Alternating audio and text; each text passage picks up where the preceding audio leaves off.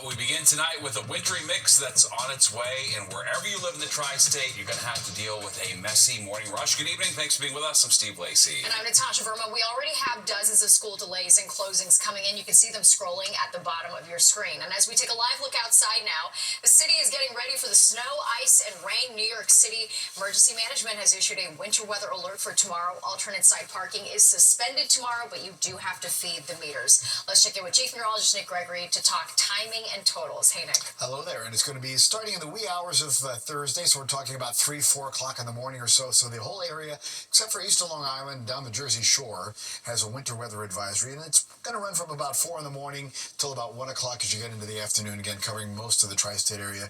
Gives you an idea of, again, the sleet and some even freezing rain and snow that'll be mixing in together. Initially, it'll be snow, because you can see temperatures are cold enough for that. Low 20s, Sussex to Poughkeepsie, mid-20s on the island. Look at East Hampton, 18 right now. Low 30s in town, down to Belmar, back to Trenton. Already on the radar, a little bit of snow breaking out off to the south and west, but initially this is all going to be shunted off to the south. We'll see more of that, again, spread into the area as the time goes along. Right now, the air is pretty dry, so it's going to take a little while for this moisture to get here, which is why I'm thinking about 3 or 4 o'clock in the morning. And you're going to see that here on our Futurecast. Watch the timestamp. Initially, central Jersey may start as a little bit of sleet. That's what this pink area is. A little bit of freezing rain as well. But it's really going to be snow for the most part at the initial start here, and then we'll have that mix to sleet, freezing rain as we go into the morning, and that will spread kind of northward. But eventually, rain kind of overtakes the area, particularly New York City and the nearby suburbs onto the island before it winds down later on in the day. So something, again, to keep in mind as that time goes along as well. Again, initial snowfall, Futurecast here, it's showing about 3 inches for the city. I think 1 to 2 is more realistic. 1 to 3 or 2 to 3 really over the northern suburbs. That's kind of what I'm forecasting with, again, a little bit less in town. Keep in mind, on top of that, sleet and freezing rain really making for an icy morning commute. Steve and Natasha. All right, Nick, thank you. And you can track the wintry mix that's headed our way by scanning the QR code on your screen. You can download the free Fox Local app, and you can also see school delays and closings that are scrolling at the bottom of your screen.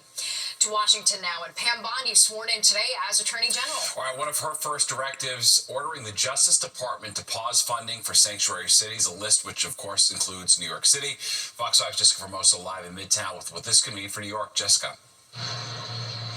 Steve and Natasha, that's right. She is not wasting any time and has put out a memo which essentially says that sanctuary cities and states that do not cooperate and interfere with enforcement operations will not be getting any federal funding. As you just said, New York City is a sanctuary city and it does not cooperate with ICE and deportation proceedings. Now, take a look. This is the 3-page memo. It says state and local actors may not impede, obstruct, or otherwise fail to comply with lawful immigration-related directives. Bondi has also directed a 60-day pause on distribution of funds as they identify and evaluate all funding agreements with non-governmental organizations that provide support to, quote, illegal aliens. According to the think tank Center for Immigration Studies, in 2023, the DOJ provided $1.56 billion in funding to sanctuary cities.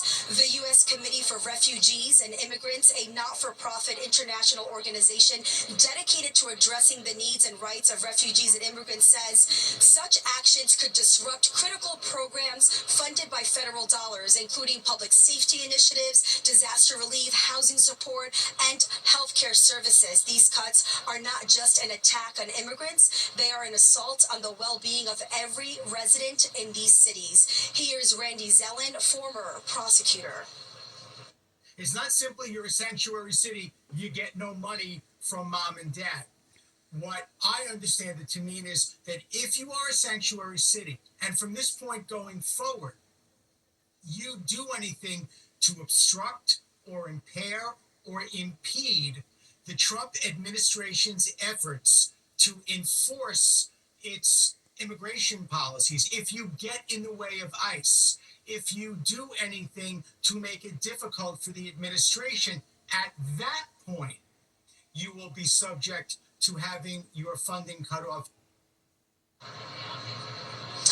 It is unclear how this will affect New York City. We know the mayor has been speaking with ICE, and the NYPD has been assisting ICE with those migrants with a criminal record. We know Mayor Adams will be in D.C. tomorrow attending a national prayer breakfast where President Trump will also be in attendance. We have also learned the mayor will be testifying before the House Congressional Oversight Committee on Sanctuary Cities on March 5th. Now back to Bondi and her directives. She has set up a group, the so-called weaponization group, to investigate those who have investigated President Trump and have brought criminal and federal charges against the president.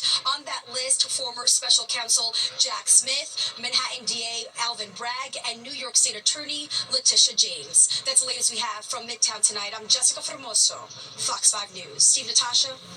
All right, thanks, Jessica. Today, another federal judge ordering a nationwide pause on President Trump's executive order seeking to end birthright citizenship. U.S. District Judge Deborah Boardman says, quote, "Citizenship is a most precious right expressly granted by the 14th Amendment to the Constitution."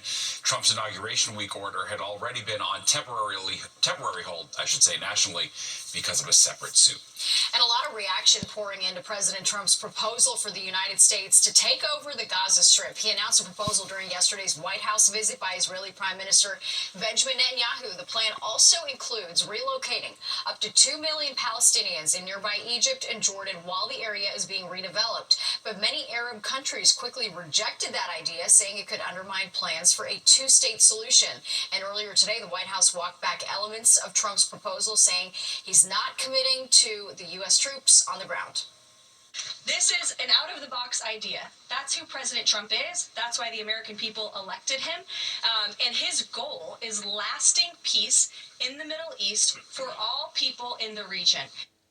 The White House press secretary also saying today that Trump's comments are meant to be leverage in negotiating with Middle East leaders.